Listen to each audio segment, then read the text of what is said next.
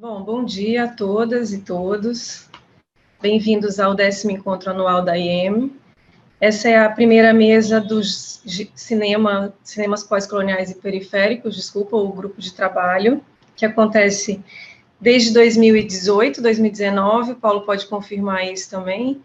O GT é coordenado pelo Paulo Cunha, pela Liliane Leroy e por mim.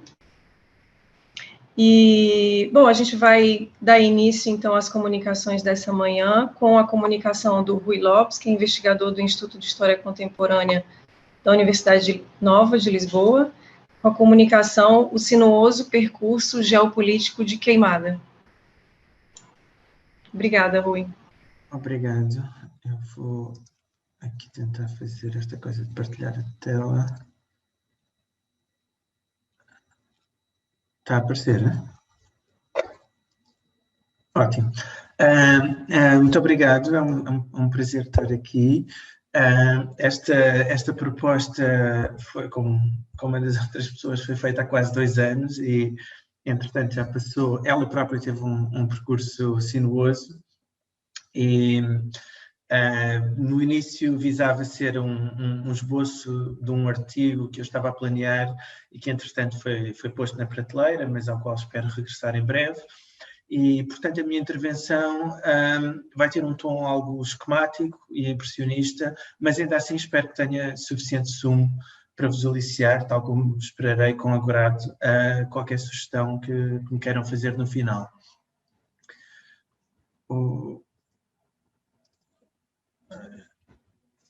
O que eu me proponho a fazer hoje é tomar o filme Queimada, que é uma coprodução franco-italiana de 1969, como ponto de encontro de diversos movimentos globais, revolucionários e transnacionais, cada vez mais interconectados no final dos anos 60, e como foco de tensão entre a economia política da produção, a semi-autonomia do texto audiovisual e a subjetividade da sua recepção.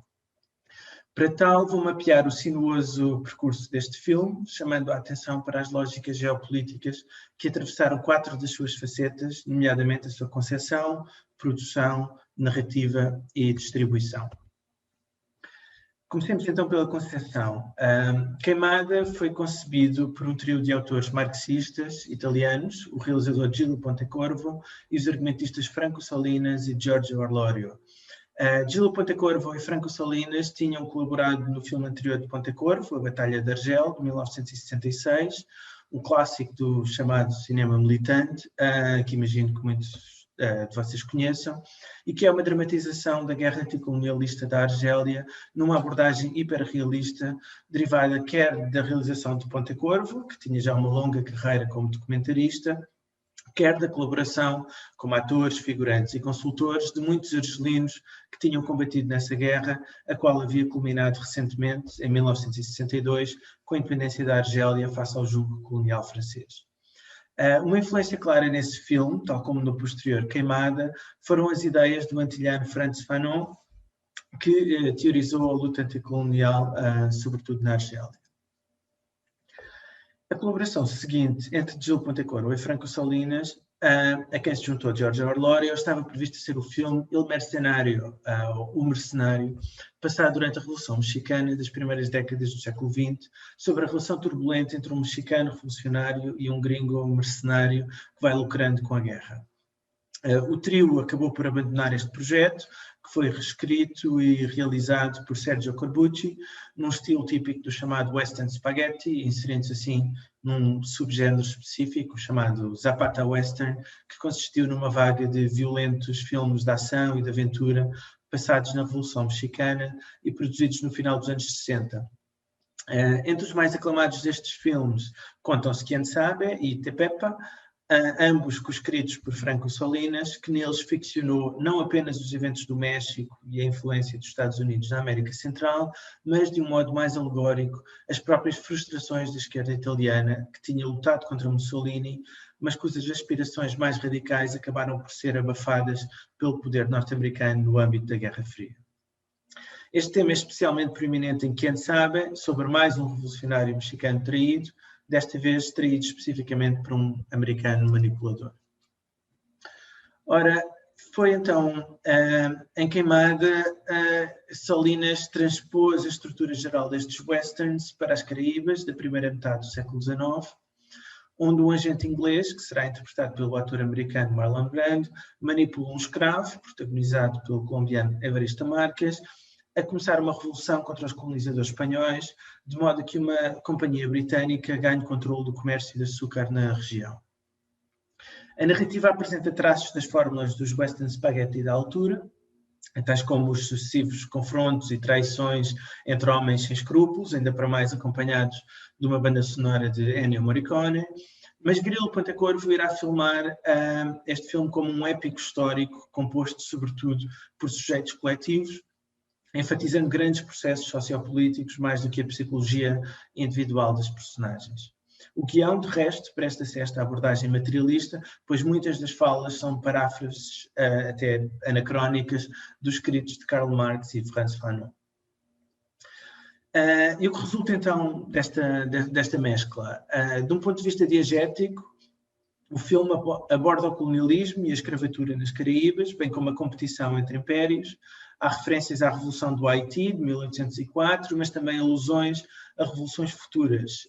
Os rebeldes combatem a partir das serras e montanhas caribenhas, como na Revolução Cubana de 1959, e Walker, a personagem de Marlon Brando, após instaurar um regime neocolonial na ilha que dá título ao filme, parte para a Indochina, antecipando a intervenção americana no Vietnã. Dito isto, o eco mais fascinante é, na verdade, o mais acidental. O filme teve uma produção conturbada, a começar pela rodagem atribulada na Colômbia, em difíceis condições climatéricas, mas o maior desafio deu-se quando a ditadura franquista, em Espanha, procurou impedir o retrato desfavorável das autoridades coloniais espanholas neste filme. Manuel Fraga, o ministro da Informação e Turismo, ou seja, da propaganda, ameaçou os produtores com um boicote não só da distribuição comercial dos seus produtos em Espanha, mas do próprio acesso a rodagens nesse país. Isto era uma poderosa forma de pressão sobre o produtor Alberto Grimaldi, que estava ligado a vários western spaghetti, como aqueles que eu referi, os quais eram rodados em Espanha. E de resto havia já um precedente de um boicote semelhante, pois Manuel Fraga banira poucos anos antes as produções da Columbia Pictures, em retaliação contra o filme Behold a Pale Horse, que começa com imagens da Guerra Civil de Espanha. A solução encontrada por Grimaldi e por Pontecorvo foi então a de alterar a identidade dos colonizadores para uma nação com menos mercado e com menos poder no mundo cinematográfico. Os colonizadores passaram a ser portugueses e à ilha fictícia onde decorre o enredo, que originalmente se chamava Queimada, foi acrescentado um i, passando a chamar-se Queimada. Alguns nomes e algumas falas foram mudados para português e foi inserida uma bandeira portuguesa numa cena em particular. Do ponto de vista histórico, o resultado é algo absurdo, pois os portugueses foram praticamente a única potência colonial que não teve colónias nas Caraíbas. Porém, a mudança acabou por acrescentar ao filme uma nova camada histórica e de relevância política. Portugal e as suas colónias foram ficcionados em dezenas de filmes americanos e europeus nos anos 60 e 70, mas nenhum deles contém uma única referência às guerras que então decorriam em Angola, Moçambique e na Guiné-Bissau. As lutas de libertação africanas foram objeto de vários documentários militantes, mas estiveram notoriamente ausentes da ficção cinematográfica da altura. Sem que fosse essa a intenção original, portanto, Queimada adquiriu um estatuto especial ao associar explicitamente os portugueses a um colonialismo violento e visualizar uma revolta de corpos negros contra os soldados portugueses, matando e morrendo em nome da sua independência nacional. Mas, para além de dar ao Império Português um passado imaginário, que servia de parábola acidental do seu presente, Queimada antecipou o futuro das colónias portuguesas com projetos de desenvolvimento frustrados pela dependência económica do estrangeiro e dominação neocolonial por parte de grandes conglomerados capitalistas do norte global. Chegamos assim à fase de distribuição, onde o filme vai adquirir ainda mais identidades. Para o Estado Novo é um objeto maldito, não tem distribuição em Portugal e há até pedidos feitos pela Secretaria de Estado da Informação e Turismo portuguesa à sua ditadura vizinha para que o filme também seja proibido em Espanha. Onde Queimada chega de facto a ser censurado, já depois da estreia, é no Brasil, cuja ditadura militar reage negativamente a um filme que, independentemente da intenção original dos autores, denuncia a escravatura portuguesa e imagina uma insurreição armada contra um regime aparentemente antecessor daquele que estava então no poder no Brasil.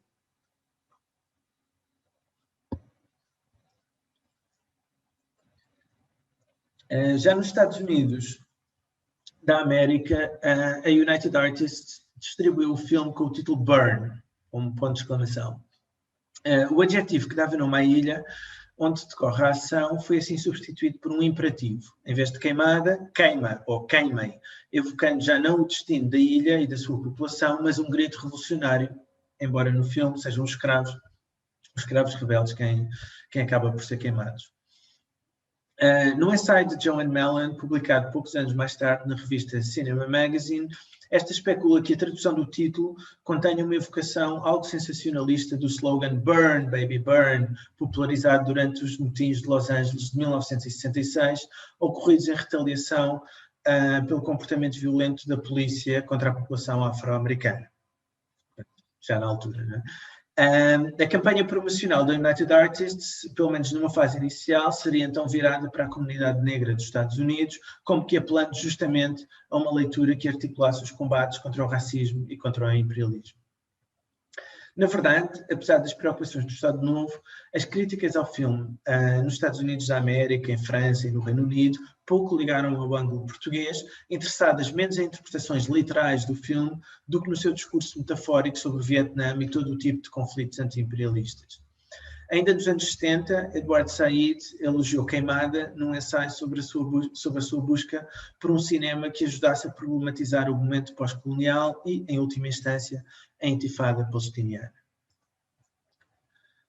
Temos então um objeto cuja trajetória cruza, entre outros, movimentos políticos da Argélia, Itália, México, Cuba, Vietnã, Haiti, Espanha, Portugal, Brasil, Estados Unidos e Palestina, mobilizando marxismo, terceiro-mundismo e muito anacronismo para uma crítica audiovisual, quer à exploração económica neocolonial, quer ao imperialismo militar e até mesmo ao racismo policial.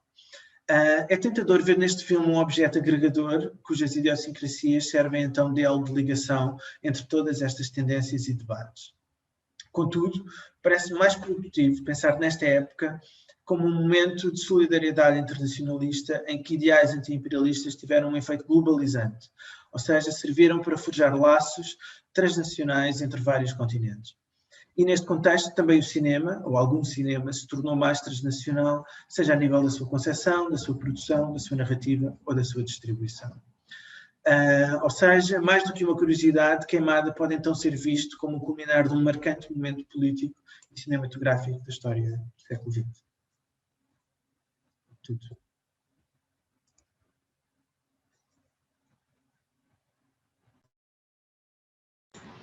Obrigada, Rui, pela comunicação. Dando continuidade ao nosso grupo de trabalho, então eu passo a palavra para a Júlia Vilhena, que é investigadora do 620 da Universidade de Coimbra, em Portugal, que vai fazer a comunicação Éramos em Bando, criação artística coletiva em tempos de pandemia. Obrigada, Júlia. Obrigada, Michele. Bom dia a todos e a todas. É um prazer estar aqui ao lado dos colegas da mesa e da Michele nesse GT que eu tenho acompanhado com muito interesse e entusiasmo. Obrigada também pela presença de quem está nos acompanhando. Obrigada ao Ivan. Eu vou começar compartilhando com vocês 2 pequenos trechos da obra Éramos em Bando, realizada pelo Grupo Mineiro de Teatro, Grupo Galpão, sob direção do Marcelo Castro, do Pablo Lobato e Vinícius de Souza. Vamos lá.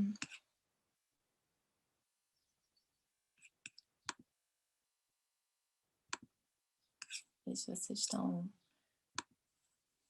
visualizando. Ok.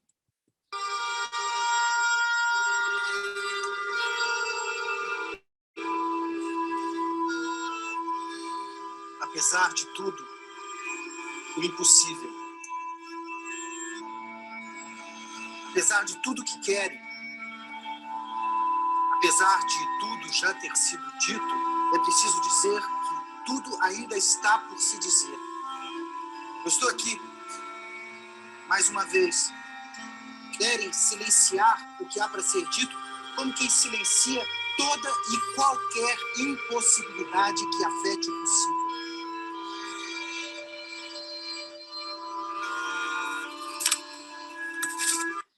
Deixa eu mostrar mais um trechinho.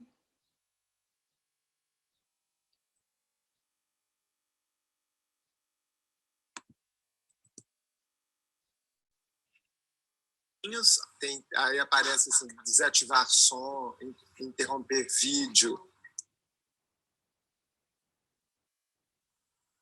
Até esquecer da espera, Até esquecer do tempo. é preciso. Até que o voluntarioso, o cão de Até água, esquecer da espera. Gente, preciso aprender. Aprender a ficar submerso. Eu tinha alterado o tempo, acho Lá que... embaixo, Seus miolos. não. Meu Deus.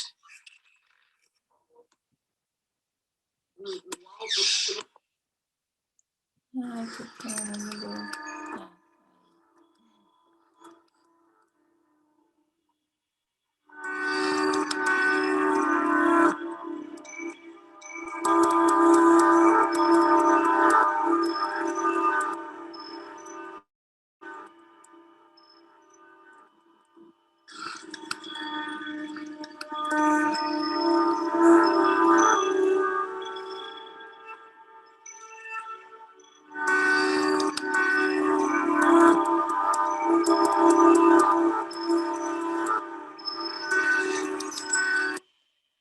Bom, eu acho que o tempo lá mudou, eu não consegui mostrar o trecho que eu queria, mas esse também serve.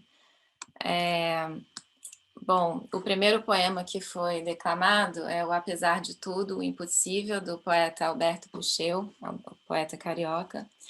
O Grupo Galpão ele é um dos maiores nomes, né, do teatro no Brasil, com 24 peças no currículo e quase 40 anos de estrada.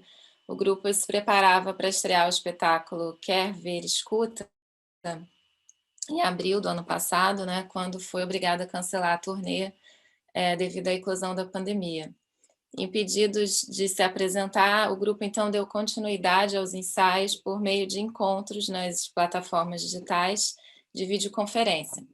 Nesse processo, a peça foi ganhando novos contornos e a parceria do cineasta Pablo Lobato, na equipe de direção, ao lado de Vinícius de Souza e Marcelo Castro, que também já eram diretores da peça. Nesses ensaios virtuais, né, com os atores Eduardo Moreira, Inês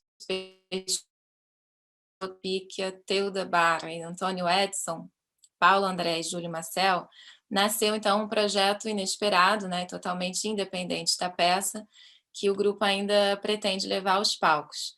O filme ensaio, como o próprio Pablo classificou, marca a estreia do Grupo Galpão no ambiente virtual. A peça Quer Ver, Escuta havia sido pensada a partir de poemas de autores brasileiros contemporâneos, e a sinopse trazia um cenário pós-apocalíptico em que os humanos estão mortos, mas a poesia permanece viva. Alguns desses poemas também estão presentes em Éramos em Bando, cujo título foi inspirado na obra do poeta e tradutor Paulo Henriques Brito. Nos primeiros versos do poema Crepuscular, lê-se: chegamos tarde, era sempre maio, sempre madrugada, tudo era turvo, éramos em bando, por medo ou tédio. Além de Brito, aparecem também fragmentos de poemas de Alberto Pucheu, Ana Martins Marques, que é o que eu gostaria de ter mostrado, Marcelo Montenegro, Fabrício Corsaletti e Dimitri BR. O filme ensaio ele começa, então, como um experimento. Os diretores não sabiam ao certo o que sairia dali, mas ao longo dos encontros, né, eles foram se dando conta de que aqueles ensaios, aquelas tentativas de experimentar com a linguagem, de tatear com a nova tecnologia, já era em si a obra. Eles optaram por não compartilhar com os atores que aquelas gravações já estavam valendo, para que se mantivesse o frescor, né, e a espontaneidade dos encontros. Nesse sentido, o trabalho evoca também o documentário Moscou, de Eduardo Coutinho, lançado em 2009 e que acompanha o grupo Galpão nos ensaios para a peça Três Irmãs, de Tchekov. O grupo Galpão e Henrique Dias aceitaram o desafio de Coutinho de ensaiar diante da câmara, sem o propósito de vir, de fato, a encenar a peça. O único objetivo dos ensaios era ser gravado. Então, assim como éramos em bando, as conversas espontâneas, né, vão se mesclando às cenas escritas e ensaiadas, recriando essa aliança entre realidade e ficção. Sendo que, no caso do filme ensaio, os atores não sabiam que já estavam dentro do filme, né? Torna-se, então, uma obra híbrida, que mistura performance, poesia, música e audiovisual, numa espécie de jogo, né, estético, de busca por uma linguagem em meio a essa impossibilidade dos encontros e da presença viva nos palcos. Como dito pelo ator Eduardo Moreira, é uma crônica de um fracasso, pois parte da tentativa de fazer teatro, uma arte essencialmente coletiva, no meio virtual. Em uma das reuniões que aparecem no filme, Paulo André também diz: "Isso aqui está patético, um encontro falido em sua essência."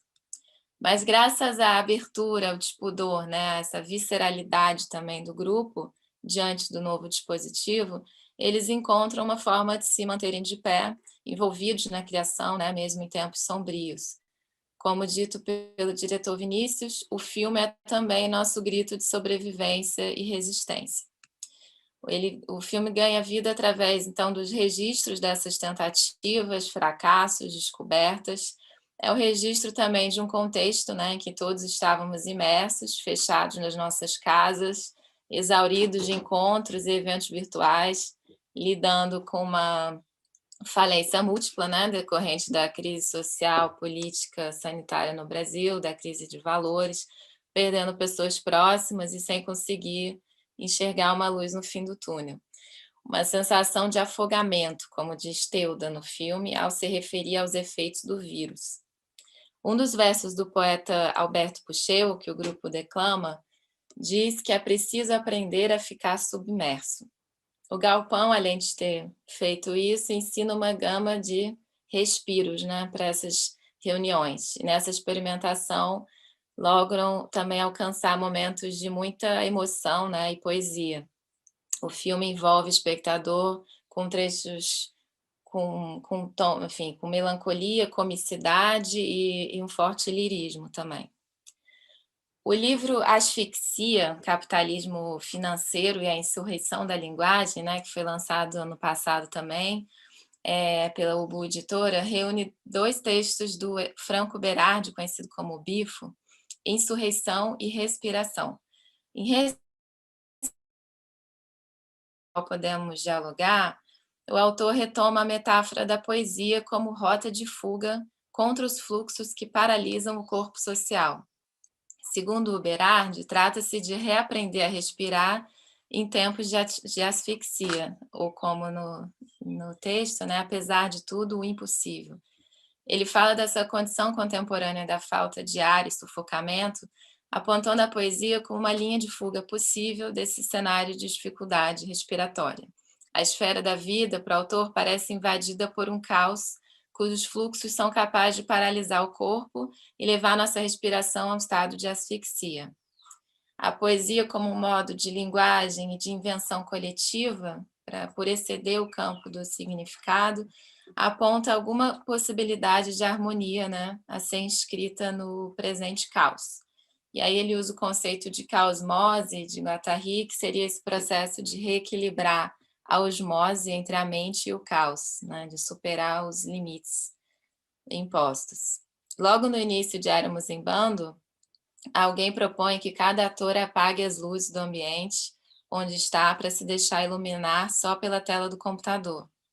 A luz forte de um invade o espaço dos demais, né? E aí cada janela adquire uma tonalidade diferente, uma mais azulada, outra amarelada, e essas diferenças de luz, né, de cada janela produz surpresa e poesia. A partir dessa imagem, então, eu gostaria também de evocar uma metáfora utilizada pelo cineasta Pier Pasolini, trazida trazida à tona mais recentemente por George de Huberman, né, no seu livro Sobrevivência dos Vagalumes. Pasolini, por um lado, relaciona a morte dos vagalumes ao fim dos lampejos de arte e poesia. E Didi Huberman, por outro, sugere a persistência, né, desses mesmos seres. A partir dessa metáfora, ele propõe reflexões em torno das mortes e transformações da arte no cenário contemporâneo, assim como do novo regime de percepção na era digital. No livro, Didi Huberman recorre a escritos de Pasolini, onde ele associa os lampejos de luz dos vagalumes ao gesto artístico criador. E na visão apocalíptica dele, os vagalumes, né, esses lampejos, eles extinguem-se em meio a uma superexposição midiática, né, e a mercantilização também generalizada das sociedades. As experiências, assim, se esvaziam, né, nos excessos. Didi Huberman vai procurar tecer, então, no seu texto, antíteses ao Apocalipse de Pasolini. Ele diz que a própria ideia de Apocalipse, com suas alegorias, comporta também as sementes de algo novo a vir, né? E observa na própria obra cinematográfica de Pasolini esses tais momentos de exceção, em que os seres humanos se tornam vagalumes. Nas palavras dele, seres luminescentes, dançantes, erráticos, intocáveis e resistentes enquanto tais, sob nosso olhar maravilhado. Ele defende que a dança viva dos vagalumes se efetua justamente no meio das trevas e que nada mais é do que uma dança do desejo formando comunidade. Essa imagem, conceito, né, parece se aplicar perfeitamente à proposta do Éramos em Bando. Tem uma cena descontraída em que eles dançam, cada um no seu quadrado, né, uma cúmbia. Em outro momento, cada computador se desloca ligeiramente, criando novos enquadramentos e revelando espaços íntimos, né, das casas. Existe essa coexistência, né, do público e do privado ali. E como a gente viu também no primeiro trecho, eles descobrem um gesto ali e resolvem adotar, né? Que é cada ator tampar a sua câmera com um dedo para deixar que um deles sobressaia na cena. E assim, a tela é invadida por tons de vermelho carne, né? A trilha sonora tem um papel muito importante no filme também, a cargo do Davi Fonseca, e contribui para criar essas atmosferas líricas e dar respiro às palavras. Bom, por último, eu gostaria de levantar uma questão que a Lídia Del Pica, uma das atrizes, trouxe, né, que é da precariedade. Ela comenta num debate que está disponível no YouTube. Ela diz que a potência do trabalho reside no seu caráter de propriedade e de impulso. E eu concordo, né, inteiramente. Eu acho que isso traduz também o nosso tempo, né? No caso do filme, trata-se talvez da precariedade de soluções no meio digital que possam dar conta ou substituir o teatro, o palco, né, os encontros presenciais, que eles sabem não ser possível. Mas como de fundo também pode-se falar, né, da precariedade que domina o cenário atual do teatro brasileiro e das artes em geral. Tem também, só um breve adendo, o multiartista fotógrafo, né, videoartista Cal Guimarães, que é conterrâneo do grupo, fez uma exposição fotográfica intitulada Gambiarras Poéticas. Né? Ele apresenta essas soluções precárias e criativas que o brasileiro é mestre em encontrar e diz que essas gambiarras são soluções temporárias que acabam se tornando definitivas. São soluções feitas sem o material apropriado, sem as ferramentas corretas, e são reveladoras de uma precariedade, de uma criatividade. Eu acho que esse é o grande mérito do Éramos em Bando, né? Ter ousado experimentar, criar com esse novo dispositivo, resistir em meio a tantos bloqueios. E com isso terem logrado, né, proporcionar ao espectador novas experiências sensíveis também, de percepção, sensibilização, mesmo sem contar com a presença viva do grupo, né, e com a experiência ao vivo do teatro. Bom, então é isso, eu fico por aqui, obrigada. Obrigada, Júlia, pela comunicação interessante que fala tanto desse momento atual, né? Tenho certeza que vai gerar debate E obrigada, Júlia e Rui, por cumprirem o horário. A gente tem pouco tempo, mas espero que a gente continue um pouco no debate. Eu vou passar a palavra, então, para o Paulo Cunha, que é professor da Universidade da Beira Interior, investigador do LabCom, com a comunicação Distorções Pós-Coloniais na obra de Gabriel Abrantes. Obrigada, Paulo.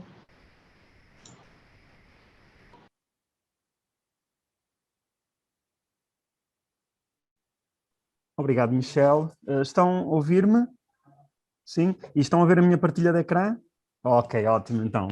Obrigado também ao Ivan pela sua enorme eficiência na gestão aqui da mesa e obrigado, Michel. Eu peço desculpa de estar de máscara, mas estou na universidade e, enfim, aqui as regras não permitem que estejamos sem máscara, por isso lamento. Também lamento não poder estar na vossa presença. É uma AIM um pouco estranha, mas é melhor isto do que nada, digo eu. Gostei bastante das duas comunicações anteriores, por isso que espero que a minha também esteja à altura da mesa. Esta comunicação foi pensada já não é, há 2 anos, como todas as outras, e portanto acabei por adaptar um bocadinho aquilo que era a minha intenção inicial. A minha intenção inicial era fazer uma viagem por 5 filmes do Gabriel Abrantes, mas entretanto também, dada a evolução do panorama político português, sobretudo nos últimos 2 anos, com a ascensão da extrema-direita, com a sua chegada ao Parlamento, e, enfim, com o aumento das intenções de voto, decidi focar-me aqui, sobretudo, no caso do Taprobana, o filme do Gabriel Abrantes, que fala sobre os Lusíadas, não é? A grande epopeia da história de Portugal, e sobre a personalidade do Luís Vaz de Camões. Então, esse filme, o Taprobana, é um filme de 2014, ele integra... desculpem lá, tenho isto aqui... Ok, desculpem, tinha aqui trocado. Ele integra, é uma curta-metragem que integra um omnibus do Gabriel Abrantes com mais 2 curtas-metragens, o Liberdade e o Ennui. Neste filme, que temos aqui o cartaz francês e o cartaz português, Pá, Não Chora Não. Portanto, estes 3 filmes faziam parte daqueles filmes inicialmente previstos para abordar aqui, mas decidi concentrar-me então no Taprobana, que é esse filme do meio desta proposta do Gabriel Abrantes. E ele versa sobretudo sobre o Luís Vaz de Camões, não é? O poeta maior da língua portuguesa, e a sua obra magna, Os Lusíadas. Precisamente nos seus primeiros versos, As Armas e os Barões Assinalados, há essa referência à Taprobana. Para quem não conhece, a Taprobana é a atual ilha do Sri Lanka, não é? O Ceilão, e esta iconografia que aqui temos, de um mapa tardo-medieval, da época moderna já, faz referência precisamente a essa ilha e àquilo que é uma das principais características da ilha, que é esta figura do elefante. E esta figura do elefante também é importante no filme, e já vamos perceber porquê. Pronto, para quem não sabe, e sobretudo para os nossos amigos brasileiros que nos estarão a ouvir, o Luís Vaz de Camões é uma figura maior da história de Portugal. A imagem que temos aqui à esquerda é das comemorações do Dia de Portugal. O dia 10 de junho é o Dia de Portugal. Isto é uma cerimónia das últimas comemorações do 10 de junho, onde o Presidente da República Portuguesa, Marcelo Rebelo de Sousa, que está aqui de costas, está a prestar uma homenagem ao túmulo do Camões, que está no Mosteiro dos Jerónimos, em Lisboa. E à direita também o logo do Instituto Camões, que é o Instituto de Cooperação e da Língua do Ministério dos Negócios Estrangeiros português, que é o instituto que promove a língua e a cultura portuguesa por todo o mundo. Portanto, há imensas delegações do Instituto Camões, também no Brasil e noutras partes do país. Por isso, o Camões tem este peso fundamental.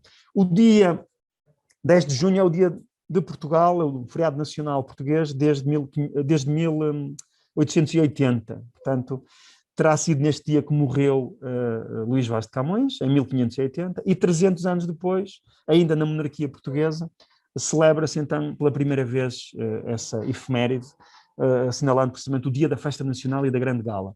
Esse feriado foi sendo mantido desde então, praticamente, atravessando os vários regimes políticos que Portugal conheceu. A Primeira República acabou por laicizar muitos dos feriados, mas a partir de 1919 o feriado de 10 de junho é restabelecido como o feriado da nacionalidade, o Dia de Portugal.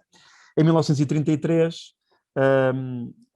a ditadura do Salazar institui o Dia de Camões e de Portugal, e a partir de 44 acrescenta-lhe também o Dia da Raça. Por isso, entre 44 e 74, o dia 10 de junho era comumente conhecido como o Dia da Raça portuguesa, naturalmente.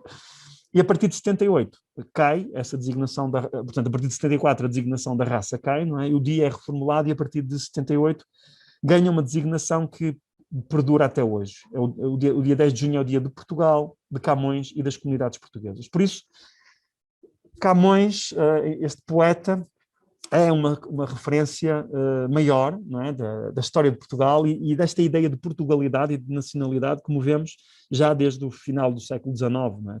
Quando se começa a valorizar muito estas questões de representação da nação e da unidade nacional. Portanto, é, de facto, uma figura, um ícone da Portugalidade. E este é o monumento Padrão dos Descobrimentos, que está em Lisboa, foi construído em 1940, ainda lá permanece, com as principais figuras. Ele tem duas fachadas, a este e a oeste. Esta é a fachada oeste, e está aqui porque o Camões é esta figura que estão a ver o meu rato? Sim, o cursor, pronto, aqui está o Camões. Portanto, em destaque entre aquelas que são as principais referências da nação. E o Camões está também distribuído por várias cidades portuguesas, quer seja com praças, como acontece em Lisboa, o Largo Camões, no coração do Chiado, no Porto, na Foz, um busto, em Coimbra também um monumento ao Camões, onde ele não está os Louros, mas é também numa zona nobre da cidade, na Avenida Sá da Bandeira, e também espalhado um pouco pelo mundo.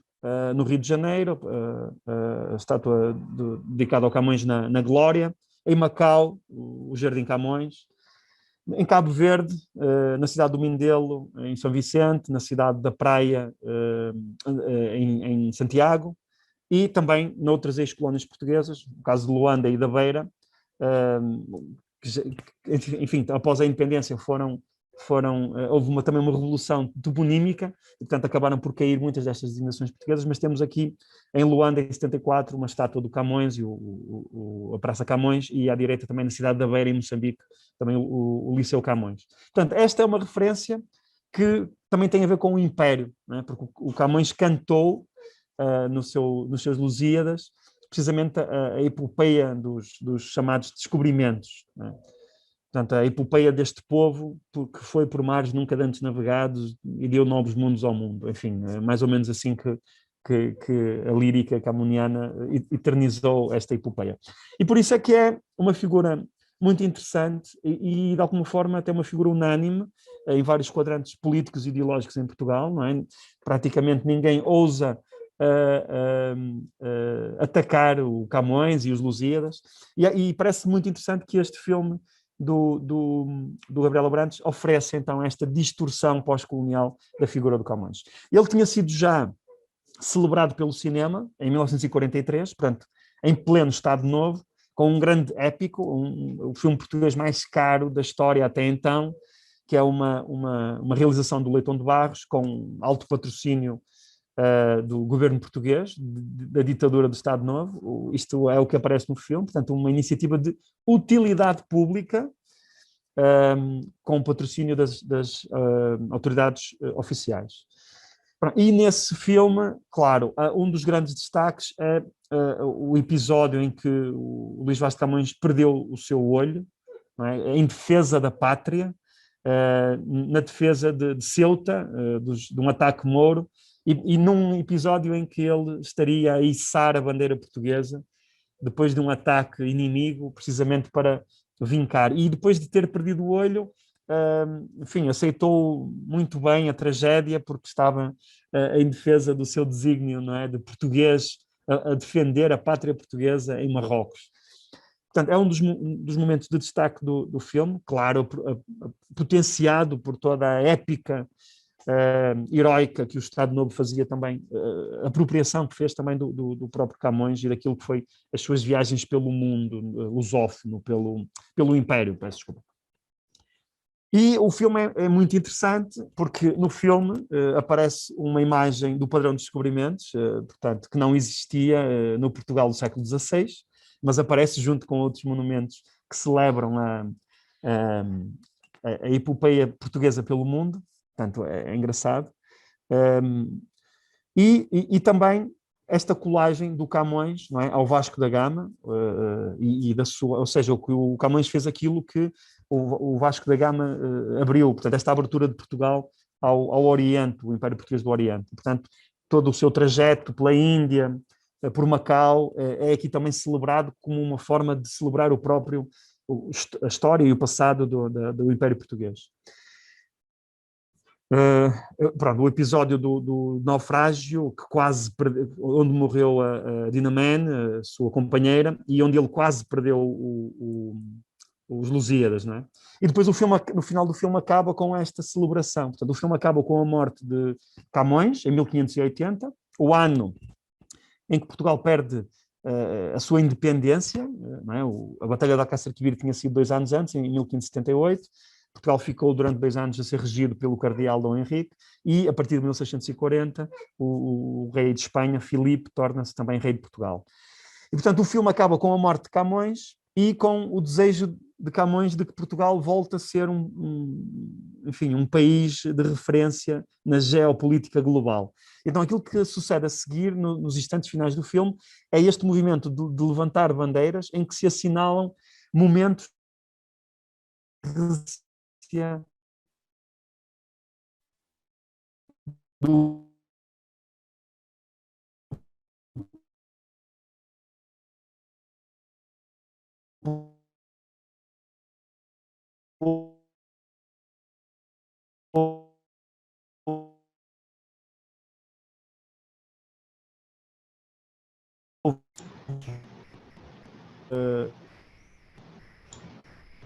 britânico, de 1890. Paulo, desculpa, é que cortou um pouquinho a tua fala.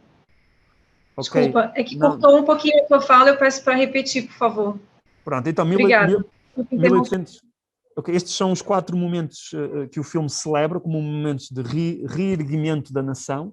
1640, a recuperação da independência, a restauração da independência que tinha sido perdida por os espanhóis, portanto, o inimigo espanhol. E 1810, o inimigo francês, as forças napoleónicas e as 3 invasões napoleónicas a Portugal. 1895, Portugal que resiste ao ultimato britânico, não é, em relação à partilha de África, e 1895 celebra também essa vitória na Conferência de Berlim, não é, de Portugal reclamar e manter o seu domínio sobre Angola e Moçambique. E 1940, como o filme é de 43, portanto, como o ano do duplo centenário em que o Estado Novo faz uma grande celebração da história de Portugal, onde cria o padrão dos descobrimentos e onde faz a grande exposição na zona de Belém. Este é o Camões interpretado nesse filme pelo António Vilar, figura maior do cinema português de então, com um percurso internacional por Espanha, mas também por alguns filmes em língua inglesa. E à direita temos o Nacho Checa, que é o ator que faz espanhol, nascido em Espanha, mas radicado em Portugal já há muitos anos. É o ator que interpreta o Camões no Taprobana, do Gabriel Abrantes. Portanto, há alguma semelhança. A grande diferença é que o Camões do Gabriel Abrantes tem os 2 olhos, portanto não perdeu o olho em Ceuta, como acontece na narrativa oficial. Portanto, esta perversão começa logo aqui, não é? Negando ao Camões uma das suas marcas identitárias e onde ele se assume como o herói da nação, que é precisamente ter perdido um olho pela nação. O Camões do Gabriel Abrantes tem os 2 olhos, portanto não é nenhum mártir, e antes pelo contrário, é um foragido da nação portuguesa, está a ser perseguido pelas autoridades, porque terá cometido um desvio de fundos em Macau, qualquer coisa do género. Pronto, e é neste momento que o filme começa. O filme começa precisamente quando o Camões está a fugir, está na Taprobana, não é? E está com a sua companheira, amante, a Dinah Mann, que tinha vindo com ele de Macau, e é um foragido com dívidas e que é perseguido pelas autoridades portuguesas. E é neste contexto, não é, de perseguição que ele começa a escrever, e escreve a maioria dos Lusíadas, o poema épico que glorifica os navegadores portugueses. E esta figura do elefante, não é, domina precisamente a primeira parte do filme. É uma figura que está relacionada com este território, mas é também uma figura de alguma imponência. E também, pronto, tem a sua tromba e há também uma leitura simbólica do falo, não é? Da tromba do elefante. Portanto, o Camões é perseguido pelas autoridades portuguesas. Temos aqui um famoso Wanted dos westerns, não é? Em que eles estão à procura do Camões. Portanto, há também este cruzamento, este piscar de olho que o Gabriel Abrantes faz sempre ao cinema de Hollywood.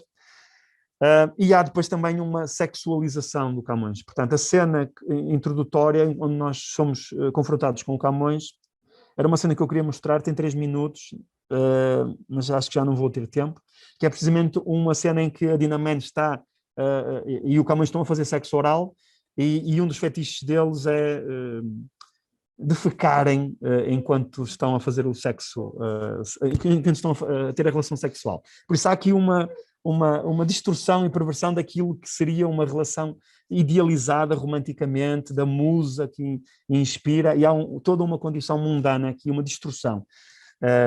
Pronto, e a própria saga do Camões. Ele acaba por morrer, e quando morre vai para o céu, e no céu dos poetas, no paraíso dos poetas, quem ele encontra são estas 3 figuras. Pronto, a Dinah Mann, a sua companheira amante, também está no paraíso dos poetas, o que o deixa muito indignado, porque ele nunca valorizou muito a companheira e fica muito chateado, porque acha que qualquer pessoa pode entrar no paraíso dos poetas.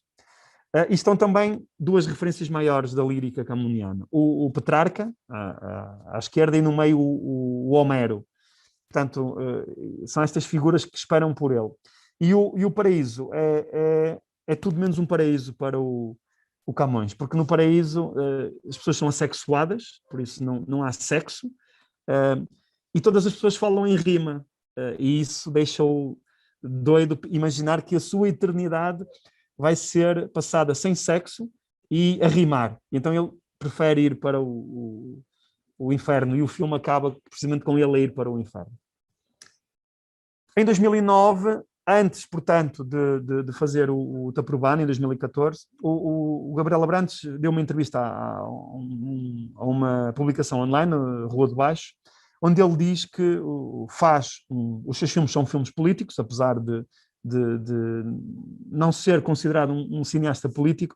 O Gabriel Abrantes é daqueles cineastas portugueses contemporâneos que mais trabalha politicamente, porque ele trabalha uma dimensão muito também alegórica da política. E o que ele diz, e passo a citar: um trabalho político é aquele que tenta imaginar o mundo, distorcê-lo e pervertê-lo. O sublinhado é meu. Portanto, o trabalho político é aquele que tenta imaginar o mundo, distorcê-lo e pervertê-lo, para que seja possível refletir moralmente sobre o que o nosso mundo devia ser, ou deveria ser. Fim de citação. E agora vou voltar ao início, porque aqueles slides estavam fora do sítio, peço desculpa. E, de facto, esta entrevista do Gabriel Abrantes, em 2009, é reforçada também por uma entrevista ao Alexandre Melo, que é um colaborador regular do Gabriel Abrantes, como coautor, como co-realizador, co-argumentista, como ator, em que ele destaca precisamente, e este era o ponto de partida para se esta comunicação fosse apresentada o ano passado, seria este o ponto de partida. Portanto, esta noção da deslocação geográfica, da geopolítica e dos seus efeitos ideológicos. O Gabriel Abrantes começa a filmar o mundo. Filma em Luanda, no Haiti, em vários pontos do Brasil, desde a Foz do Iguaçu, Brasília. Portanto, vai filmando em espaços que compõem uma cartografia, um mapa daquilo que são também distorções da história colonial. Também há essa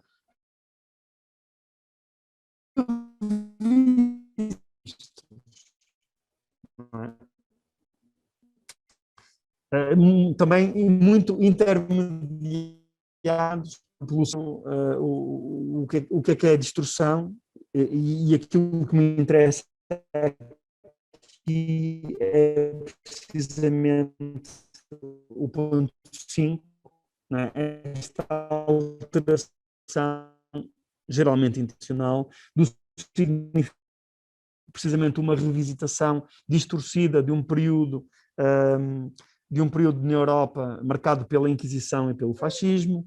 Já tinha acontecido no Fratelli, que é uma co-realização entre o Gabriel Abrantes e o Alexandre Melo, precisamente onde ele distorce a Fera Amansada do Shakespeare e faz toda uma recriação dessa história. E também, mais recentemente, com o Ben Rivers no Corcunda e com o Daniel Smith no Diamantino, o Gabriel Abrantes faz também outras distorções de clássicos. No caso do Corcunda, o clássico As Mil e Uma Noites; no caso do Diamantino, a saga do novo herói português, o Cristiano Ronaldo, portanto uma espécie de novo Camões. E é isto que me interessa muito no cinema do Gabriel Abrantes, é esta atitude provocatória de pegar nesta figura unânime e problematizá-la, distorcê-la, pervertê-la, inclusive, não é? Fugir àquilo que é a narrativa oficial e apresentar esta distorção como um processo que explota uma discussão. Obrigado pelo minuto extra, Michel. Agradeço a vossa atenção e estou aqui para conversarmos. Obrigada, Paulo. A tua fala no final a gente perdeu um pouquinho, porque cortou, mas tenho certeza que a tua comunicação sobre o Gabriel Abrantes vai levantar muitas questões. O Gabriel Abrantes tem essa obra que é, no mínimo, intrigante, não é? Então, eu agradeço a tua fala. E passo a palavra, então, para a nossa última comunicação aqui do nosso grupo de trabalho Cinemas Pós-Coloniais e Periféricos, para a Juliane Cavalcante, que é da Universidade Nacional de La Plata, na Argentina, e para o Clementino Jesus Júnior, da Unirio, no Brasil, com a comunicação Imagens em Branco e Preto. Obrigada, Juliane e Clementino. Bom, primeiro bom dia a todas e todos e todes, e muito feliz de estar aqui pela segunda edição seguida nesse GT, e estou aqui de coautor com a Juliane, apresentando esse texto, que fala um pouco sobre o cinema de André dos Santos, um cineasta de origem quilombola, que explicaremos melhor a seguir, e como esse cinema pode ser uma representação e, ao mesmo tempo, uma metáfora de toda uma questão de conflitos sociais e políticas, e como as políticas públicas podem trazer uma visibilidade sobre um aparamento histórico, que é a própria resistência dos quilombos, e como isso pode refletir também de uma outra maneira no cinema do André dos Santos. Então, começo a nossa apresentação, e, em sequência, a Juliane conclui, falando um pouquinho sobre quilombo. Então, esse termo quilombo, né, quando a gente pensa que, aos olhos dos demais, a redução do quilombo a uma unidade básica de resistência dos pretos e pretas à escravidão, né, digamos assim, algo reativo e não ativo, essa visão está relacionada a algo militarizado, numa visão europeizada e colonizada, e que responde aos fatos elegidos como importantes pela historiografia, circunscrevendo essa experiência a relatos generalistas, como se todos os quilombos fossem iguais, relatos essencialistas, como se somente reproduzissem modos de vidas ancestrais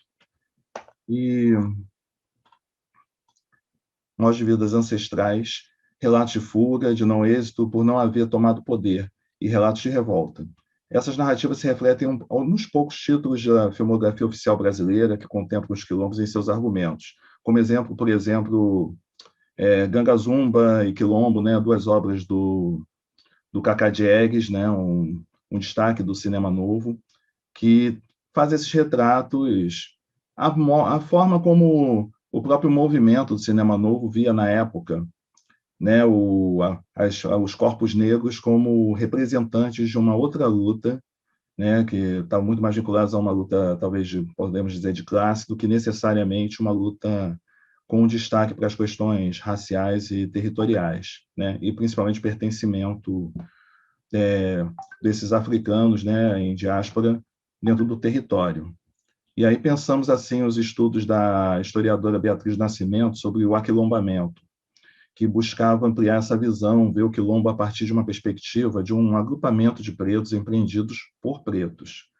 O quilombo como uma condição social, não simplificando como um movimento reativo, mas sim uma inauguração de um novo núcleo social, uma organização social que tinha uma economia própria, que tinha relações próprias e que, fundamentalmente, era não só uma necessidade de resistência cultural, mas também de resistência racial do negro, né? Como também menciona em seus textos.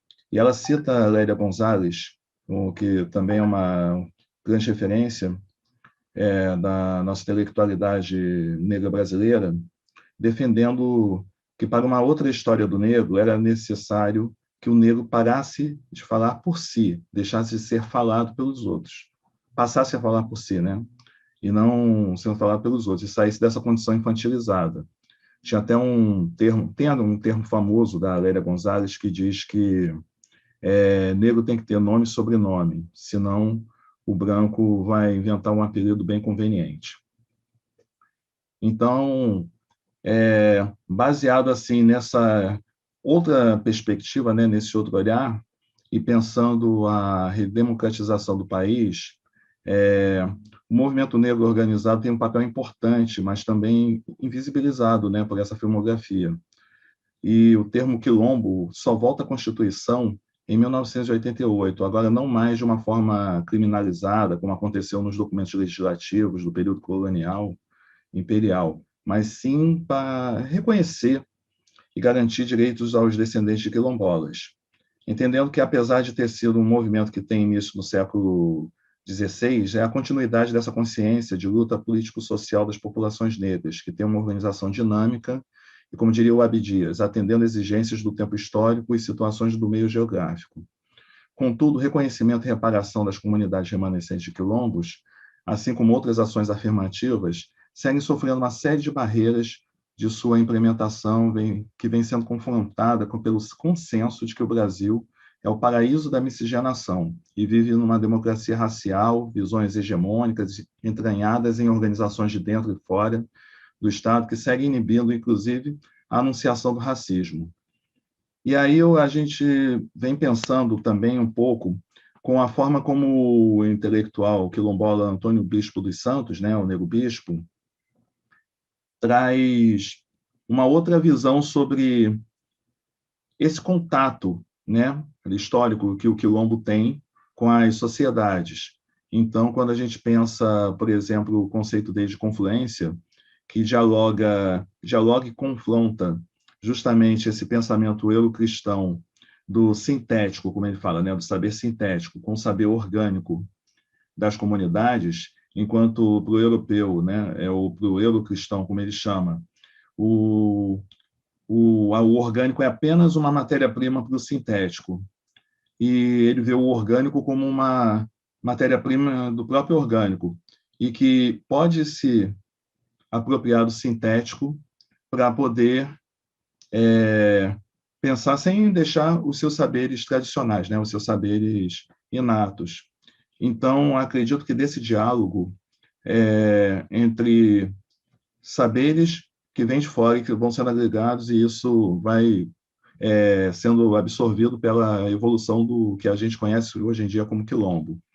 E com os próprios saberes que já são ancestrais, né, de toda essa sociedade que é formada pela confluência de pretos, não exclusivamente pretas e pretos, né, descendentes de africanos, mas majoritariamente por esses povos, vai se construindo o que eles chamam justamente a confluência, se absorvendo da influência. A influência do europeu e a confluência são os saberes, que no caso seriam os saberes quilombolas.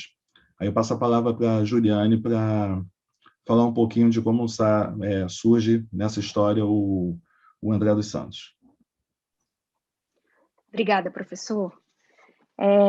Uma das estratégias de enfrentamento para essas entraves passa pela disputa de sentido para modificar os consensos sobre os quais o Estado se cristaliza. Nesse caso, a gente está falando do mito da democracia racial no Brasil e do paraíso da miscigenação, que dificulta a implementação de políticas públicas para as populações negras e especificamente para as comunidades quilombolas, né? Se deve lutar pela significação dos eventos, pois é o meio pelo qual se criam os entendimentos sociais coletivos e, assim, é possível mobilizar de maneira eficaz o consentimento para resultados particulares. Aqui é uma fala do Hall, né, do Stuart Hall. É possível afirmar que a Política Nacional de Promoção de Igualdade Racial, implementada por decreto em 2003, aponta nesse sentido, porque prevê em seus objetivos específicos a reavaliação do papel ocupado pela cultura indígena e afro-brasileira como elementos integrantes da nacionalidade do processo civilizatório nacional. Mas essa reavaliação necessita de uma descolonização das histórias contadas sobre a diáspora africana, que possibilite a desconstrução de estereótipos, desnaturalização das desigualdades raciais no Brasil e a implementação de direitos conquistados por populações políticas minoritárias. Mas como é possível em um país onde mais da metade da população se autodeclara preta ou parda e os afrodescendentes dirigiram apenas 2,1% dos longas-metragens nacionais lançados em 2016, por exemplo? Esse é um estudo da Agência Nacional do Cinema. O grupo de estudos multidisciplinares da Ação Afirmativa, GEMA, vinculado à Universidade Estadual do Rio de Janeiro, também analisou as 20 maiores bilheterias entre os filmes brasileiros de 2002 e 2012, e o resultado não foi muito diferente. Em 10 anos, 2% dos títulos foram dirigidos e 4% roteirizados por afrodescendentes. Nenhum do gênero feminino. E, obviamente, isso reflete sobre o que é projetado. Segundo a mesma pesquisa, os negros aparecem em apenas 31% dos filmes, quase sempre caracterizados a partir de estereótipos associados à pobreza e à criminalidade. Partindo desse cenário, pode-se ler que os editais públicos racialmente orientados de fomento ao cinema, um desdobramento da Política Nacional de Promoção de Igualdade Racial, para garantir a participação de afrodescendentes no mercado audiovisual, vieram abrir um caminho formal para a projeção de narrativas subalternizadas, dando visibilidade a um movimento periférico já existente de produção de linguagens, imagens, sentidos, afetos e representações feitas por artistas visuais pretos. Uma estratégia importante para a produção de marcos de inteligibilidade, de combate ao racismo, ainda mais numa sociedade saturada pelo audiovisual e na qual está em disputa uma concepção de país. Para garantir, primeiro, que negros e negras tivessem maior participação no campo de disputa discursiva do cinema, em uma indústria que no Brasil depende substancialmente de incentivo do Estado, a Secretaria do Audiovisual do Ministério da Cultura e a Secretaria de Política de Promoção da Igualdade Racial, na época vinculada diretamente à Presidência da República, lançaram entre 2012 e 2016 3 editais de produção audiovisual racialmente orientados, com o propósito de fomentar com recursos públicos filmes produzidos e ou dirigidos por afrodescendentes. O primeiro deles foi o curta afirmativo, Protagonismo da Juventude Negra na Produção Audiovisual, no qual o diretor quilombola André dos Santos foi contemplado.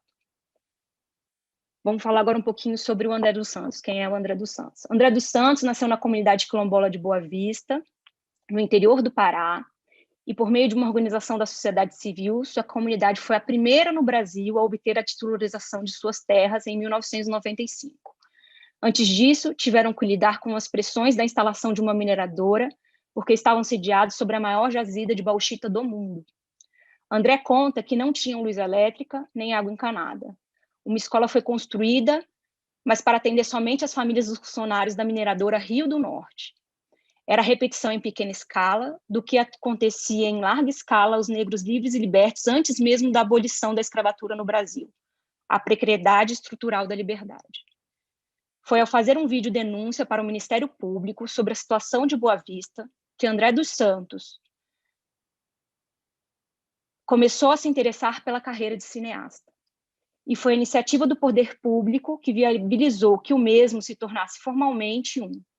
Seu primeiro filme, Samba de Cacete, Alvorada Quilombola, registra uma manifestação cultural praticamente desconhecida no Brasil. Suas cantigas, que resistem a 4 gerações pela oralidade, são como lamentos do tempo da escravidão. A obra foi selecionada para a edição brasileira do maior festival de documentários musicais do mundo, o Indit 2017, e premiada nos Estados Unidos, na China e na França.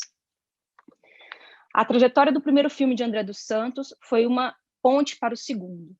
A experiência e reconhecimento angariados com Samba de Cacete facilitou ganhar outro edital, esse promovido pela iniciativa privada e sem a previsão de cotas raciais, mas que contava com redução de impostos por parte do governo federal e com uma política de fomento que visava facilitar os meios para o livre acesso às fontes da cultura, apoiar, valorizar e difundir o conjunto das manifestações culturais, incluindo sua regionalização e conteúdos locais, além de proteger as expressões culturais dos grupos formadores da sociedade brasileira e responsáveis pelo pluralismo da cultura nacional.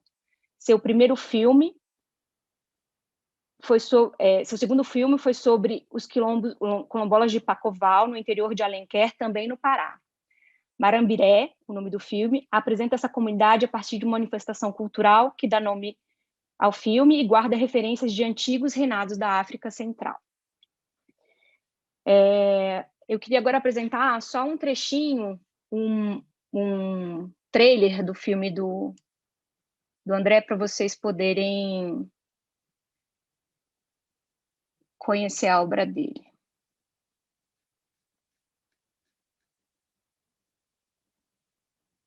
Vocês estão vendo?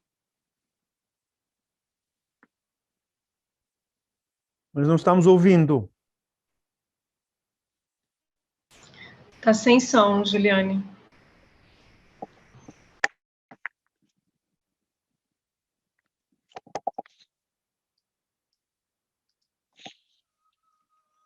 E agora?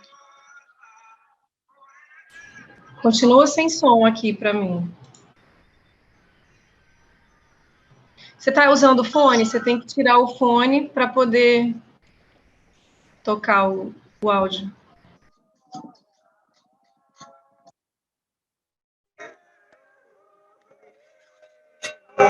Olha, o Samba de Cacete era uma festa que foi trazida pelos negros, né?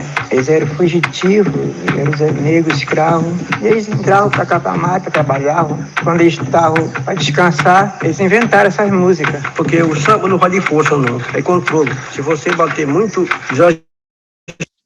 O Clementino pediu para você reduzir a qualidade na configuração do vídeo. E aí isso vai, porque travou um pouco para a gente. Aí tem mais 1 minuto, 2 minutos. Se você quiser exibir de novo, a gente aguarda. Olha, o Samba de Cacete era uma festa que foi trazida pelos negros, né? Eles eram fugitivos, eram negros escravos. E eles entravam para cá para a mata, trabalhavam. Quando eles estavam para descansar, eles inventaram essas músicas. Porque o samba não vai de força, não. É controle. Se você bater muito exagerado, enche sua mão mesmo. Mas depois que começa a enxergar um pouquinho de estrela na vista, não tem mais negócio de dor na mão, não tem nada mais. Isso é direto.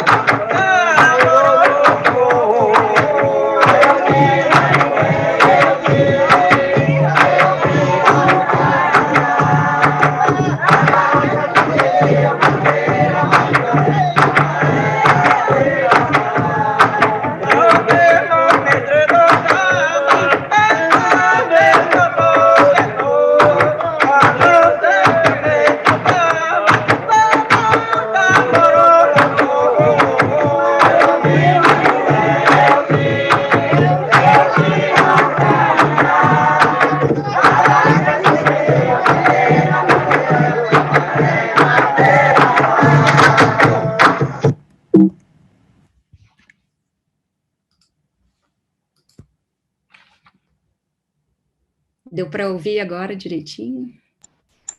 Agora sim.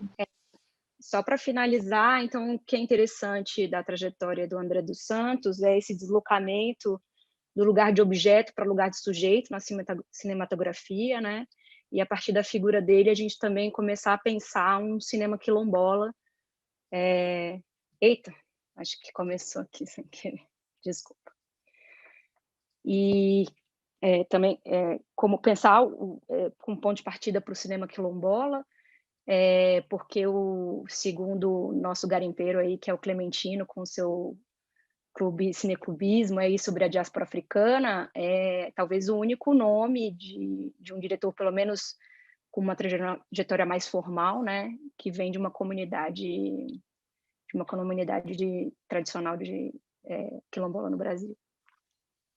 Então, queria agradecer pela oportunidade, estou muito feliz de estar aqui, agradecer o Clementino pela generosidade, que foi por via dele que eu cheguei aqui, e de estar me acompanhando aí nesses estudos. E obrigada a todos.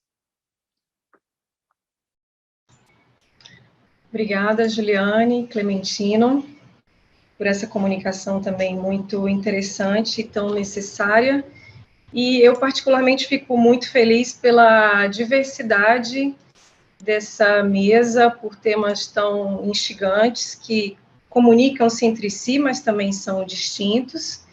E isso mostra um pouco o escopo do nosso grupo de trabalho, temas pós-coloniais e periféricos. Bom, eu abro agora para o debate. Gostaria de saber se alguém teria já alguma pergunta ou questão para trazer à mesa, senão eu tenho algumas, mas, enfim, passo a palavra a todas, todos, para quem quiser fazer uma intervenção.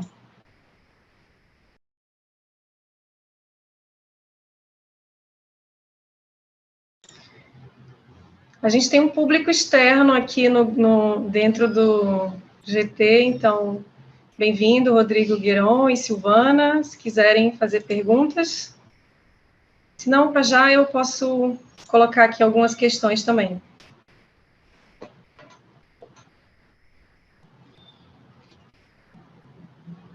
Não? Bom, então eu vou começar, então. Vou seguir a ordem, assim, de trás para frente, se não se importarem, mas fiquem à vontade também para, com a minha questão, envolverem outras perguntas. Eu queria fazer uma pergunta, então, para o Clementino e para a Juliane. Não é bem uma pergunta, é também um comentário sobre a questão do cinema quilombola ou da aproximação desse cinema quilombola com o cinema negro e pensar um pouco essas aproximações, se for possível. Mas tem um dado sobre esse cinema brasileiro contemporâneo que tem se dividido nessas categorias, né, seja o cinema feminista, LGBT, cinema negro, cinema quilombola, que é pensar um pouco a crise da representação, a crise de uma narrativa. E eu me questiono, às vezes, se essa crise da representação, que também marca as outras comunicações, né, também não seria o fim de uma representação, né, ou o fim de um tipo de representação, esse deslocamento que a Juliane comentou no final, do objeto para o lugar do sujeito, né, aqueles que eram apenas representados e passam a representar, passam a ocupar o posto narrativo, né, a disputar a representação, a disputar as narrativas. Então, eu gostaria de ouvir vocês um pouco mais falar sobre essas categorias, essas caixinhas, né, que o cinema brasileiro tem investido também, que são importantes, e pensar sobre essa crise da representação ou o fim de uma representação. Quer começar, Júlia? Eu acho que, por mais que existam algumas perdas com essas caixinhas, essas delimitações, eu acho que, no caso, vou falar especificamente aqui do cinema negro, ou do cinema quilombola, eu acho que primeiro a gente tem que passar por uma necessidade de positivação da imagem, né, deles. Para a gente poder parar de falar de raça, a gente primeiro precisa, ou para a gente poder transpor essa barreira da raça, né, que a gente sabe que é um marcador social hierarquizante, enfim, é uma criação, mas para isso, primeiro, a gente precisa fazer essa positivação. Então, eu acho que, ao mesmo tempo em que ela pode limitar, ela talvez seja uma das possibilidades da gente fazer essa modificação de narrativa e de imagem da figura do negro, enfim, da contribuição que ele tem na construção da identidade nacional e coisas afins, assim, porque é uma questão nossa quando a gente fica tentando colocar o André, ou usar o André como essa ferramenta para poder entender como é que ele vê a própria identidade, com relação à alteridade também, o que é não ser quilombola, também com relação a como ele vê essas identidades, porque não existe uma só, então o fato dele fazer sobre duas comunidades distintas mostra que são identidades não distintas, né? Elas conversam, mas elas também têm suas particularidades. E, ao mesmo tempo, como é que eles se relacionam com as tecnologias de sujeição que são impostas aos quilombolas. Enfim, eu acho que a tentativa de categorizar pode mostrar como é que ele vê a sua identidade como processo. Então, ao mesmo tempo em que pode ser limitante, ela também pode nos dar vários caminhos para poder não engessar essa identidade ou essa representação, mas, pelo contrário, ampliar, ver suas contradições e entendê-las mais como processo do que como uma imagem fixa, né? Que é o que normalmente a filmografia oficial tenta fazer, né? Então, é importante também ressaltar, e é muito importante ser a partir do quilombo como território e como local de nascimento desse cineasta que usamos para representar, com uma mostra de que, se o quilombo já existia no século XVI e foi sendo criminalizado e silenciado e apagado, foi se mudando toda a validação da imagem de Ganga Zumba, Aqualtune, Zumbi, ao longo de todos esses séculos. E o quilombo sendo transformado em algo totalmente diferente do que era, tanto que o atual governo usa muito esse retrato antiquado para tentar diminuí-lo novamente após todas as conquistas das políticas públicas da outra década, né, que foi um pouco melhor, vamos dizer assim, né? Nada foi bom, mas foi um pouco melhor. Algumas conquistas foram alcançadas, mas conquistas que não vieram apenas das políticas públicas. Foram séculos de lutas dos povos escravizados, foram séculos e décadas de lutas dos movimentos negros organizados, que não começam nos anos 30 do século passado, não começam, são movimentos muito anteriores. Então, até a Lei Áurea, muita luta foi feita, até a titulação dos quilombos, muita luta foi feita, e todas essas lutas com apagamentos, faltas de documentos, falta de representatividade, e o que se usa muito, que hoje em dia é um termo muito... eu faço questão de não usá-lo, né? Dar voz e dar visibilidade. Para dar voz e dar visibilidade, que é algo de quem já tem o poder, né? Ou então uma palavra que eu cismo muito, empoderamento. Empoderamento, só é possível empoderamento por quem tem poder e dá poder ao outro. E esse poder sempre existiu. O que esse poder precisa é de local para se estabelecer e não o poder do conflito, né? O poder da harmonia, né? Por isso que eu falei da confluência. Quando você vê que a história do André dos Santos é o desejo dessa pessoa em se estabelecer como cineasta, em produzir imagem, ele tem contato casual também com a que veio a ser a antropóloga que veio a ser esposa dele, posteriormente, e esse diálogo, né? Essa confluência desses dois saberes, né, o saber de quem é da terra com o saber de quem vem de fora, sem um conflitar com o outro, faz um cinema que é possível para um diálogo tanto com a academia quanto com os próprios povos que estão sendo representados, dentre os quais ele faz parte. Então, é basicamente isso. Existe um poder, existe uma voz, existe um olhar, né? E demorou demais para eles serem representados. Podemos buscar todo esse diálogo com Grada Quilomba, com Chimamanda, que vem discutindo isso, e também essa discussão não começa com elas, né? São apenas com Djamila, né? São pessoas que estão trazendo, em um momento em que temos visibilidade, certos conceitos que os mais velhos já estão cansados de falar. Obrigada, Clementino. Bom, então eu vou colocar uma questão para o Paulo agora, sobre a comunicação dele, mas também relacionando ao Gabriel Abrantes, né?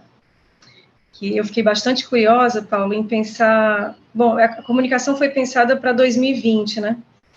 E quando você falou sobre as imagens do Camões e como essas imagens do Camões passam ali na obra do Gabriel Abrantes, me veio imediatamente as manifestações antirracistas de 2020 e a queda dos monumentos, das estátuas, a reconfiguração do espaço público. A gente já conversou isso também um pouco a partir dos textos e tal que a gente escreveu lá até inclusive para o último prefácio do livro, dos Cinemas Pós-Coloniais. Então, eu queria te ouvir um pouco falar sobre isso, né? Quando você reinsere esses monumentos ou traz a figura do Camões nesses espaços públicos, a gente está falando da configuração de uma memória, né? Da construção de um imaginário colonial que persiste. Enfim, eu queria perceber também o título da comunicação, as distorções pós-coloniais, se referem a isso também, né? Ou se a gente pode pensar nessa distorção como essa reinserção da memória colonial, né, através da figura de Camões. Fiquei um pouco com essa questão a partir da tua fala. Okay, obrigado, Michel. A intenção inicial desta proposta era diferente, né? Era estudar 5 filmes do Gabriel Abrantes que são rodados em locações que foram rodados em locações que tinham sido espaços colonizados. A América do Sul, as Caraíbas, a África. Portanto, mas acontecendo aquilo que está a acontecer em Portugal, sobretudo com a ascensão da extrema-direita e com uma retórica, enfim, neonacionalista, eu achei mais interessante pegar num desses filmes, que é o Taprobana, que já fazia parte desse meu corpus inicial, mas isolar aqui a questão do Camões e tentar perceber porque é que o Camões é uma figura que não é discutida na cultura portuguesa. Portanto, é o símbolo máximo, é considerado unanimemente o maior escritor português.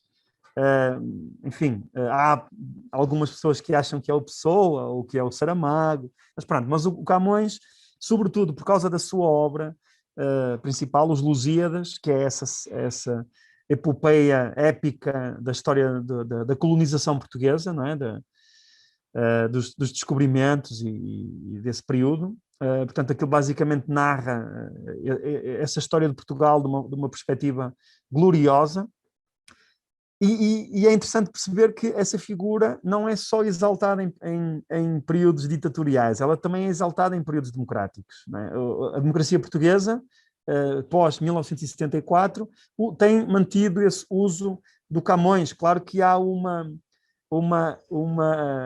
adequação a uma nova retórica, mas no essencial a narrativa continua a ser a mesma, não é? E ao exaltar Camões, indiretamente está-se a exaltar a colonização portuguesa. E continuamos a não ter um debate público em torno disso. Uma das questões que é abordada no nosso livro, que está disponível online, já agora, gratuitamente, dos Cinemas Pós-Coloniais e Periféricos, o volume 3, é precisamente a questão do Padre António Vieira e de um episódio que acontece em Portugal, da estátua do Padre António Vieira, que foi manchada com tinta vermelha em alusão ao sangue, ao sangue derramado dos indígenas brasileiros que foram vítimas de genocídio. E isso foi muito polémico, porque a extrema-direita defendeu o Padre António Vieira como um símbolo da Portugalidade, não é? Mais uma vez, e outras pessoas não atacando a figura do Padre António Vieira, mas querendo questioná-la e querendo problematizar essa questão, não é? Porque a nossa dificuldade em lidar com o passado vem muito também do nosso processo de não inscrição, como o José Gil fala no seu livro Medo de Existir. Portanto, e esse medo de existir, de debater o passado, é algo que continua na sociedade portuguesa. Nós continuamos a ter nomes de ruas, não só com o Camões, mas com pacificadores que foram genocidas, que massacraram várias tribos em Angola, em Moçambique, enfim. As campanhas de pacificação do final do século XIX, que são ali também lembradas no filme Camões, produzido durante o Estado Novo, que culminaria com a Conferência de Berlim, portanto, de 1895. Entre o final do século XIX e o início do século XX, acontecem uma série de massacres em territórios administrados por Portugal, não é? Coloniais, em que tribos são chacinadas, são massacradas, são enfim, vítimas de violência grave. E essas figuras, o Mozinho de Albuquerque, o Paiva Conceiro, continuam a ter estátuas e bustos em várias cidades portuguesas, continuam a ter os seus nomes nas ruas de várias cidades portuguesas, e isso não é discutido. Nós já tivemos algumas revoluções toponímicas, sobretudo na transição da monarquia para a República. Tivemos outras na transição da Primeira República para a ditadura e tivemos uma nova na transição da ditadura para a democracia. E estes heróis anteriores, entre aspas, de séculos anteriores, portanto, antes do século XX, nunca são problematizados e questionados. E mesmo por partidos políticos mais progressistas, há uma clara tentativa de evitar esse debate público. O Camões é um exemplo disso, é uma figura maior, é um símbolo do país, e ele, não tanto pelo seu percurso, não é? Porque o seu percurso também é muito atribulado, mas sobretudo por aquilo que ele criou, os Lusíadas. E o termo destrução que eu uso aqui é associado à perversão, porque eu fui roubar esse termo àquela entrevista do Gabriel Abrantes em 2009, onde ele fala dos dois termos, distorcer e perverter. Pronto, a minha ideia era falar só da destrução, mas da destrução enquanto uma recriação, uma ressignificação nesse sentido. Ou seja, no fundo, questionar a narrativa histórica tal qual ela nos é contada, e a destruição tem a ver com o poder da imaginação. E esse poder da imaginação também é um ato de liberdade onde nós podemos, entre aspas, brincar com os símbolos da nação, que é algo que não se pode fazer, não é? Ainda hoje não se pode desrespeitar, em democracia não se pode desrespeitar a bandeira, não se pode desrespeitar os símbolos nacionais. Portanto, isso continua a ser algo que não está sequer em debate, não está sequer em questionamento. E o Gabriel Abrantes, a partir de um nicho, que é o cinema, e o cinema enquanto produção artística, porque o Gabriel Abrantes é um cineasta que circula sobretudo no meio artístico e em festivais de cinema, portanto estes filmes não são exibidos na televisão, por exemplo, são exibidos em salas de cinema em contextos muito específicos, e também em galerias de arte e pronto, em espaços expositivos, e também através da internet. E estas narrativas continuam a faltar ao espaço público mais mediático, sobretudo a televisão e a comunicação social mais generalista. E é um debate que faz falta, não é? E é interessante ver, porque também o Gabriel Abrantes, ele é português, nasceu nos Estados Unidos, portanto, é português, mas ele não trabalha só com a mitologia portuguesa, ele trabalha com Shakespeare, trabalha com outras produções de narrativas, As Mil e Uma Noites, na literatura, o Olimpiá, por exemplo, do Monet, ele recria o Olimpiá também a partir de uma série de questões que têm a ver com o género, têm a ver com racismo. Portanto, ele problematiza não só o caso português, mas em perspectiva tudo aquilo que são, enfim, a cultura judaico-cristã e a cultura ocidental. Por isso é que eu acho que é um cineasta muito interessante e estou desejoso por escrever o texto para publicá-lo, porque há outras questões que eu aqui não tive tempo de referir, que estão no filme, que também têm a ver com essa vontade de recriar, essa destruição como uma capacidade artística. Ótimo, e a gente está à espera para ler, então. Bom, eu vou deixar um ponto aqui, vou passar a palavra para a Liliane, que também tem uma questão, só queria fazer um comentário e deixar uma pergunta para a Júlia e para o Rui, que é, de forma muito breve, Júlia, como é que você pensa a relação do filme que você trouxe para conversar com a gente, como é que você relaciona essa crise, essa distopia com o cinema brasileiro contemporâneo, que parece ser muito presente, né? Em vários filmes aí de 2016 para cá, que tem falado dessa distopia, desse caos, né, como você trouxe muito bem e comentou na sua comunicação. E para o Rui, eu fiquei muito curiosa, Rui, em como você pensa o filme no contexto de outras produções contemporâneas, o Queimada, por exemplo, filmes como Eu, um Negro, do Jean Rouch, e como esse filme se relaciona com uma série de discussões aí dos anos 60 e 70, o surgimento dos cinemas nacionais em África, já essa crise da representação do cinema europeu hegemônico, né?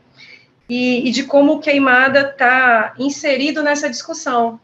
Do ponto de vista estético, eu queria que você comentasse um pouco, né, o Queimada em relação ao Jean Rouch, ao Sembene, enfim, a esses filmes que aparecem aí ao lado do Queimada nos anos 60. Eu vou passar a palavra para a Liliane, e assim acho que vocês podem responder juntos, pode ser? Liliane.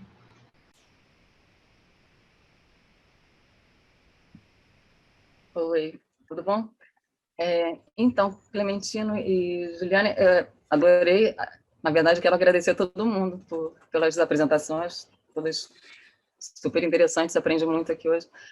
E tenho, assim, na verdade, não é uma questão, mas são várias coisas que me vieram, né, durante a fala de vocês, que é uma fala mais próxima ao meu próprio trabalho, né, então acho que eu acabo levantando mais questões.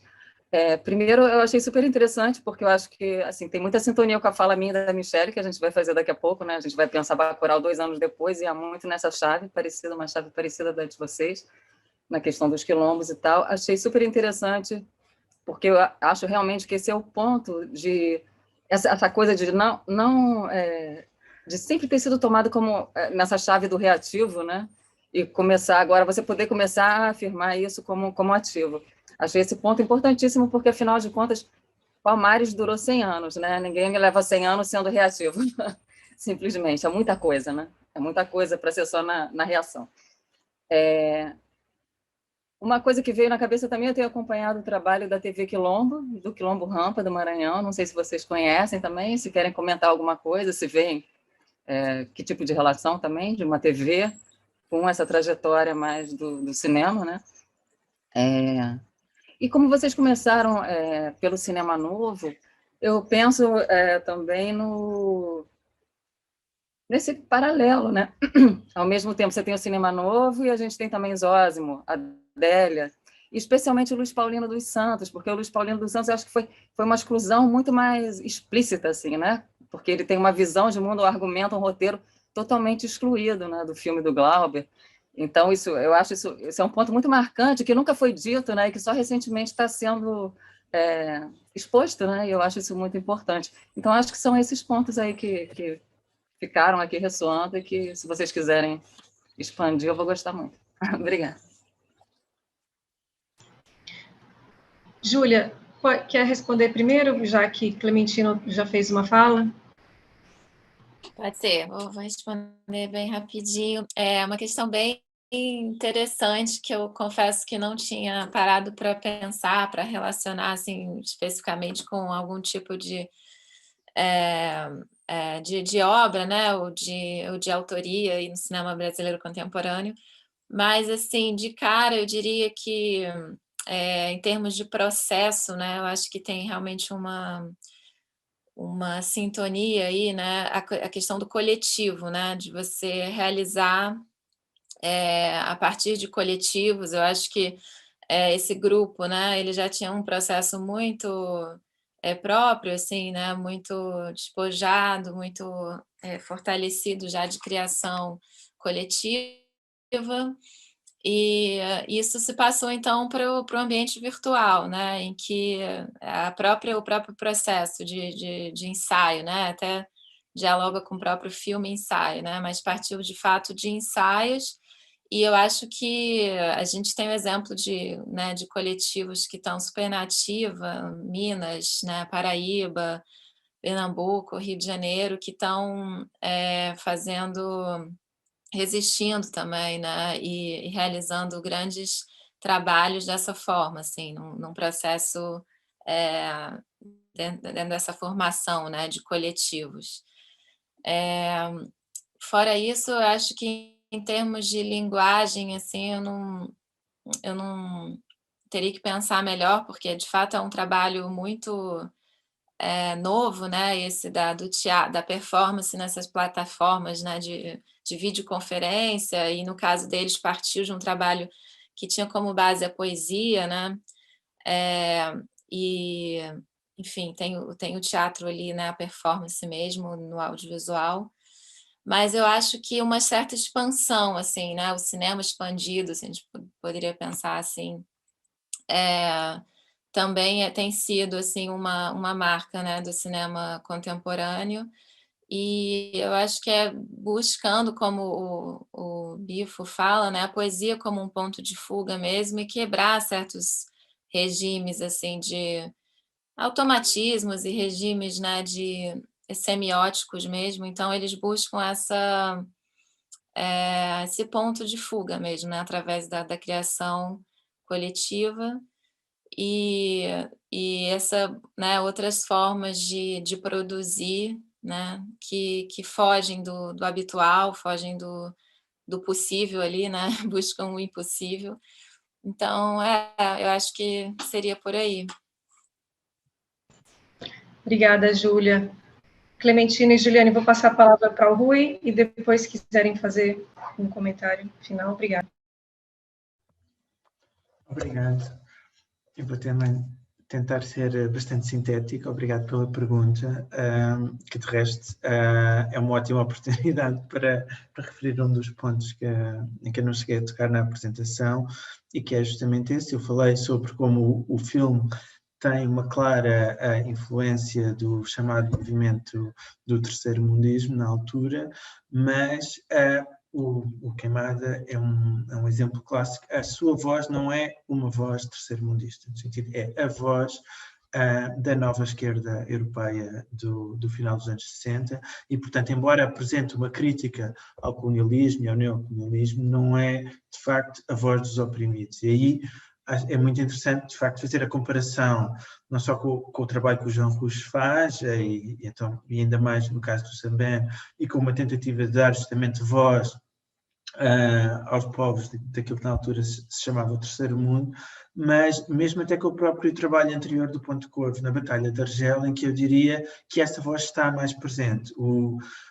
Embora tenha sido escrito por um italiano, pelo Franco Solinas, o argumento foi sendo reescrito em colaboração com a população argelina que entra no filme, e que muita dessa população tinha participado na própria Guerra de Independência, e, portanto, estão a encenar a sua própria luta, estão a colaborar na escrita e na representação da sua própria luta, que não é de todo o caso do que se passa no Queimada.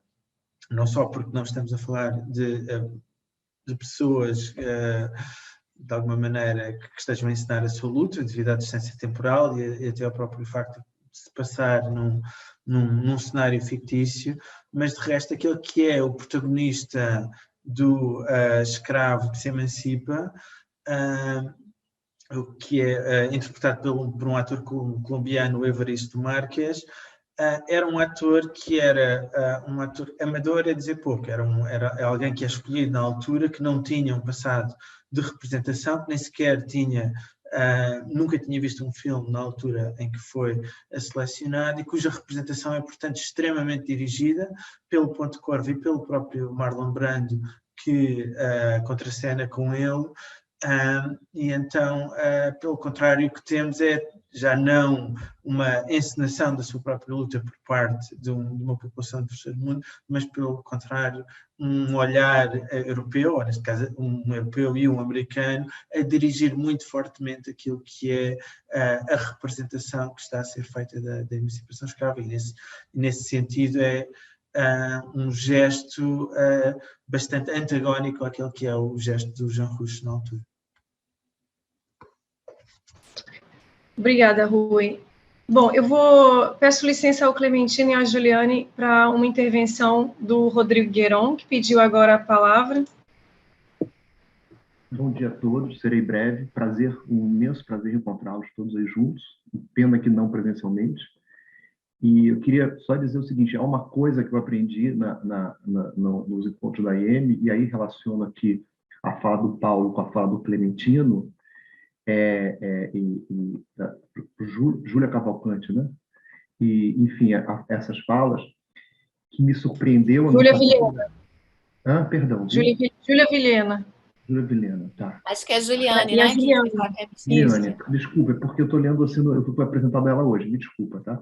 Então, que é a importância do Gilberto Freire na construção no Império, no que os portugueses chamam do Estado Novo, quer dizer, o Salazar. Inclusive, um amigo pessoal do Salazar, eu aprendi que ele tinha um quarto, praticamente, no palácio do Salazar, na casa do Salazar, ele ficava hospedado frequentemente, passeava com o Salazar para cima e para baixo. E como esse mito da democracia racial, que era um paradoxo, porque era uma ditadura proto-fascista e proto-fascista, o Gilberto Freire foi usado na construção do Império Português para negar o próprio racismo em Portugal. Isso é um negócio que eu fiquei bastante impressionado. Eu aprendi isso com os companheiros, colegas da IEM, estudando o cinema de propaganda feito pelo Salazar e trabalhos maravilhosos pelo cinema feito na África, primeiro pelo colonialismo, depois também o cinema de resistência, né? Enfim, eu queria lembrar disso, né? Que foi uma coisa que eu aprendi e que parece que fecha um pouco essa história, né? do mito da democracia racial e essa figura do Gilberto Freire como um grande amigo enfim, é isso que eu queria dizer. Eu não sabia antes de ir na IEM, até depois da primeira vez que eu fui, sei lá, aqui 12 anos atrás, não sei, eu não sabia disso, dessa importância do Gilberto Freire na construção, enfim, só essa colaboração que eu queria dar. Então, é isso. Uma pena que Obrigada, Rodrigo. Tchau. Juliane, Clementino.